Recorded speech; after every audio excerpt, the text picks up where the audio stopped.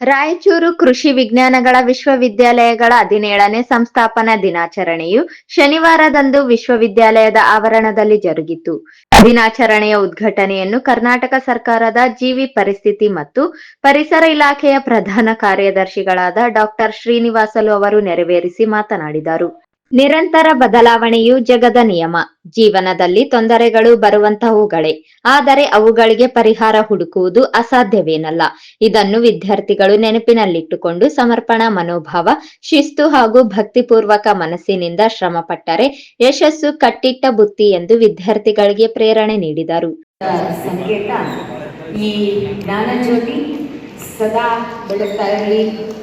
ಹಾಗೇನೆ ಹಲವಾರು ಸಂಸ್ಕಾರಗಳಿಗೆ ನಾಂದಿಯಾಗಿ ಭವಿಷ್ಯದ ಯೋಜನೆಗಳು ಫಲಿಸಿ ಎಂಬ ಅಪೇಕ್ಷೆಯೊಂದಿಗೆ ದೀಪ ಪ್ರಜ್ವಲನೆ ಕಾರ್ಯಕ್ರಮ ನಡೆಯಲಿ ಅಂತ ಆಶಿಸ್ತೇವೆ.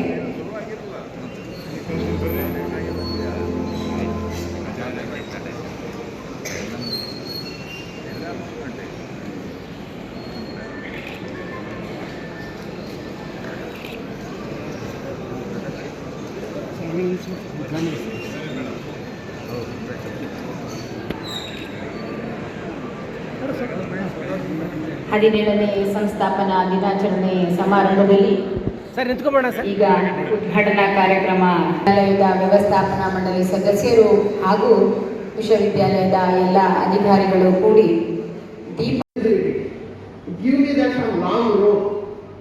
so that I can bring out some real facts for you which will help you in your future. ಮೊದಲನೇದಾಗಿ ಇವತ್ತು ಬೆಳಗ್ಗೆ ವಾಕಿಂಗ್ ಮಾಡ್ಬೇಕಾದ್ರೆ ನೋಡ್ತಾ ಇದ್ದೇನೆ ಎಷ್ಟು ಬದಲಾಗ್ಬಿಟ್ಟಿದೆ ಕ್ಯಾಂಪಸ್. ನಾವು ಬದಲಾಗಿದ್ದೇವೆ, ಹೊಸದಾಗೆಲ್ಲ ಹೊಸ ಮಕ್ಕಳು ನೋಡ್ತಾ ಇದ್ದೇವೆ. ಸೊ ಒಂದು ನಿಜ ಏನಂದ್ರೆ ಜೀವನದಲ್ಲಿ one change is constant. Change is constant. But the point is, many times this change is like evolution, very gradual, you won't notice. Okay? But sometimes, like mutation, this can completely turn everything upside down. In reality, what matters is not change. What really matters is, how do we navigate this change? How do we really navigate this thing? You got to know, significant achievements in life are made not despite these changes, challenges and opportunities. In fact, significant achievements are made because of these changes, because of these challenges, because of these mutations. But idella what really carries us forward? ನೋಡಿ, ನಾವೆಲ್ಲ ಹಳ್ಳಿಯಿಂದ ಬಂದವರು, ನಮಗೆ ದೊಡ್ಡ plan ಇರೋದಿಲ್ಲ, road map ಇರೋದಿಲ್ಲ, big dreams ಇರೋದಿಲ್ಲ. What really matters is simple timeless values in life.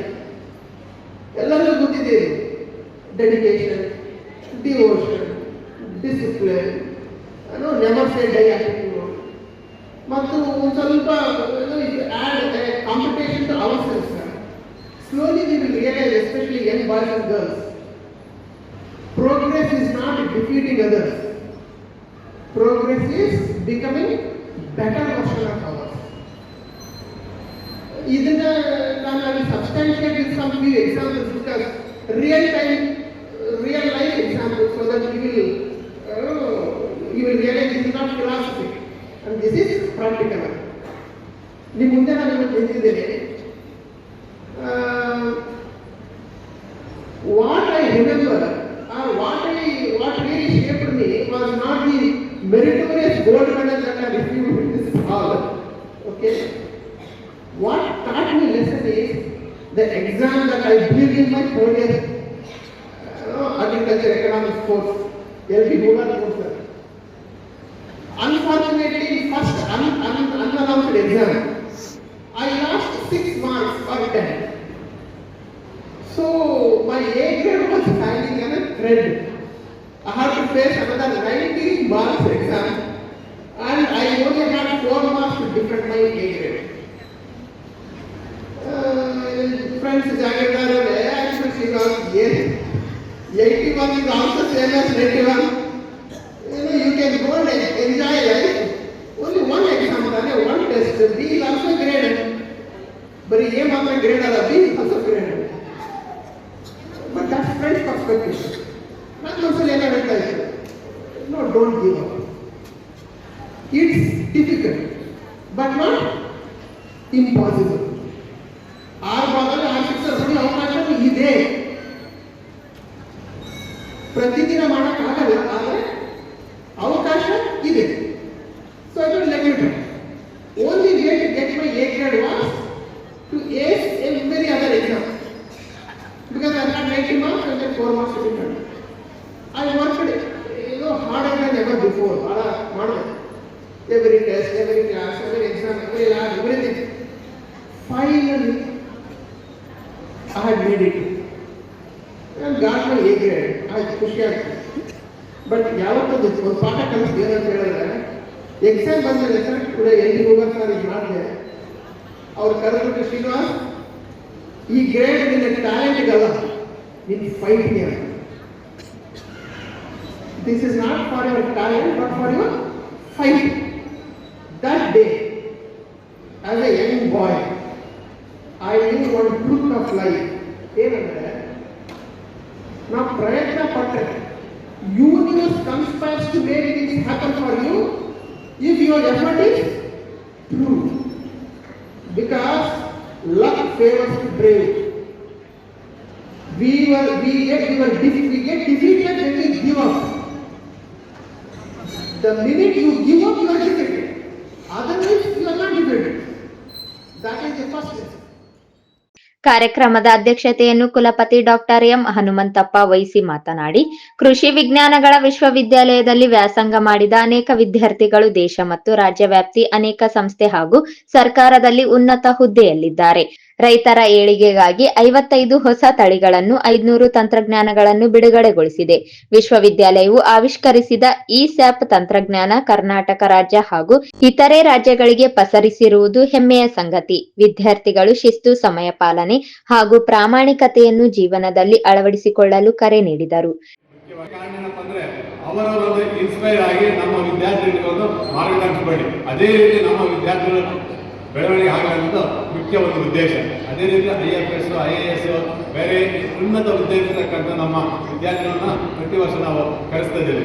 ಈ ನಿಟ್ಟಿನಲ್ಲಿ ಸಾಕಷ್ಟು ಈಗ ನಮ್ಮ ವಿದ್ಯಾರ್ಥಿಗಳು ಅವರ ಒಂದು ಬೇರೆ ಬೇರೆ ರಂಗದಲ್ಲಿ ಬೆಳವಣಿಗೆಯಾಗಿ ಅದರಲ್ಲಿ IIT ಆಗಿರ್ಬೋದು, NIT ಆಗಿರ್ಬೋದು, ಸೀಟ್ ತಗೊಂಡು ಇಂಜಿನಿಯರಿಂಗ್ ಸ್ಟೂಡೆಂಟ್ಸ್ ಆಗಿರ್ಬೋದು, ಅಗ್ರಿಕಲ್ಚರ್ ಸ್ಟೂಡೆಂಟ್ ಸಾಕಷ್ಟು ಈಗ ಇಲ್ಲಿರ್ತಕ್ಕಂಥ JDಯನ್ನು ಈ ಒಂದು ಕಾಲೇಜಿನ ವಿದ್ಯಾರ್ಥಿ. ಆ ನಿಟ್ಟಿನಲ್ಲಿ ಸಾಕಷ್ಟು ನಮ್ಮ ವಿದ್ಯಾರ್ಥಿಗಳು ಗಣನೀಯವಾಗಿ ಸಾಧನೆ ಮಾಡಿದ್ದಾರೆ ಮತ್ತು ರೈತರ ಒಂದು ಏಳಿಗೆಗೆ ನಮ್ಮ ವಿಶ್ವವಿದ್ಯಾಲಯ ಸಾಕಷ್ಟು ಶ್ರಮ ಪಡ್ತದೆ. ಮುಖ್ಯವಾಗಿ ಹೇಳಬೇಕಂದ್ರೆ ಈ ವರ್ಷನೇ ಒಂದು 5 ತಳಿಗಳ ಬಿಡುಗಡೆ ಮಾಡಿ, ಒಟ್ಟಾರೆ ಹೇಳಬೇಕಂದ್ರೆ ನಮ್ಮ ವಿಶ್ವವಿದ್ಯಾಲಯ ಪ್ರಾರಂಭವಾಗಿ 55 ತಳಿಗಳನ್ನು ಬಿಡುಗಡೆ ಮಾಡಿ ಸುಮಾರು 500ಕ್ಕಿಂತ ಹೆಚ್ಚಿನ ತಂತ್ರಜ್ಞಾನಗಳು ರೈತರಿಗೆ ಮುಟ್ಟಿಸಲು ನಾವು ಪ್ರಯತ್ನ ಪಡ್ತಾ ಇದ್ದೇವೆ. ಇಂಥ ಒಂದು ತಂತ್ರಜ್ಞಾನಗಳು ನಮ್ಮ ಕೃಷಿ ವಿಸ್ತರಣೆ ಮುಖಾಂತರ, ಅದು ಮುಖ್ಯವಾಗಿ ನಮ್ಮ KVK ಕೃಷಿ ವಿಜ್ಞಾನ ಕೇಂದ್ರಗಳು, ಎಲ್ಲ ಕೃಷಿ ವಿಜ್ಞಾನ ಕೇಂದ್ರ 7 ಕೃಷಿ ವಿಜ್ಞಾನ ಕೇಂದ್ರಗಳಲ್ಲಿ ಅದರಲ್ಲಿ 3 ಕೃಷಿ ವಿಜ್ಞಾನ ಕೇಂದ್ರಗಳು ರಾಜ್ಯ ಮತ್ತು ರಾಷ್ಟ್ರ ಮಟ್ಟದ ಪ್ರಶಸ್ತಿಯನ್ನು ಪಡೆದಿರ್ತಕ್ಕಂಥ ಕೃಷಿ ವಿಜ್ಞಾನ ಕೇಂದ್ರಗಳು. ವಿಶ್ವವಿದ್ಯಾಲಯದ ಆಡಳಿತ ಮಂಡಳಿಯು ಸದಸ್ಯರಾದ ಮಲ್ಲಿಕಾರ್ಜುನ್ ಡಿ ಅವರು ಮಾತನಾಡಿ, ವಿಶ್ವವಿದ್ಯಾಲಯದಲ್ಲಿ ಅನೇಕ ಸಂಶೋಧನೆಗಳು ನಡೆಯುತ್ತಿವೆ. ಅವುಗಳಲ್ಲಿ 20% ಮಾತ್ರ ರೈತರಿಗೆ ತಲುಪುತ್ತಿವೆ. ಆದ್ದರಿಂದ ವಿಶ್ವವಿದ್ಯಾಲಯವು ರೈತರಲ್ಲಿನ ತಂತ್ರಜ್ಞಾನ ಅಳವಡಿಕೆಯ ಕುರಿತು ಅಧ್ಯಯನವನ್ನು ಕೈಗೊಳ್ಳಬೇಕು ಎಂದು ಸಲಹೆ ನೀಡಿದರು. ವಿಶ್ವವಿದ್ಯಾಲಯದ ಪ್ರಥಮ ಕುಲಪತಿಗಳಾದ ಡಾಕ್ಟರ್ BV ಪಾಟೀಲ್ ಅವರು ಮತ್ತು ರಾಯಚೂರಿನ ಕೃಷಿ ಮಹಾವಿದ್ಯಾಲಯದ ನಿವೃತ್ತ ಡೀನ್ ರಾದ ಡಾಕ್ಟರ್ CV ಪಾಟೀಲ್ ಅವರು ಈ ಸಂದರ್ಭದಲ್ಲಿ ಮಾತನಾಡಿ ಶುಭ ಹಾರೈಸಿದರು.